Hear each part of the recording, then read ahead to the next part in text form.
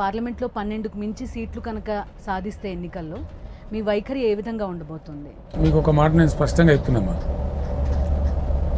NDA trash అని తేలిపోయింది. నరేంద్ర మోదీ మాటలన్నీ కూడా గ్యాస్ అని తేలిపోయింది. ఆయన చెప్పిన ఏ ఒక్క పని కూడా జరగలేదమ్మా. మంచి సీట్లు మేము గెలుస్తామమ్మా, మేమేం కాదు, చాలా ప్రాంతీయ పార్టీలు గెలవబోతా ఉంది మాకుండే సమాచారం మేరకు. అప్పుడు ఏం జరుగుద్ది? ఇప్పుడు అటు ఎన్డీఏ గవర్నమెంట్ ఏర్పడదు, ఇటు ఇండియా అనుకునేది కూడా ఏర్పడదు. Take it from me. జరగబోయేది ఏంటి అంటే ప్రాంతీయ పార్టీల కూటమి బలంగా ఉండి వాళ్ళే ఎవరో ఒకరు మాకు సపోర్ట్ చేయాల్సిన పరిస్థితి వస్తుంది.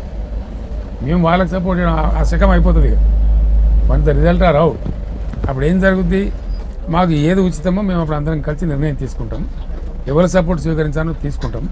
అయితే ఇప్పుడు కోమటిరెడ్డి వెంకటరెడ్డి ఏమన్నారంటే బీఆర్ఎస్ నుంచి 25 మంది ఎమ్మెల్యేలు మా దగ్గర చేరడానికి రెడీగా ఉన్నారు అని అంటున్నారు. కోమటిరెడ్డి వెంకటరెడ్డికి ఏమన్నా పౌరుషం ఉంటే ఆయన మొన్న నా మీద ఒక ఛాలెంజ్ చేసిండు.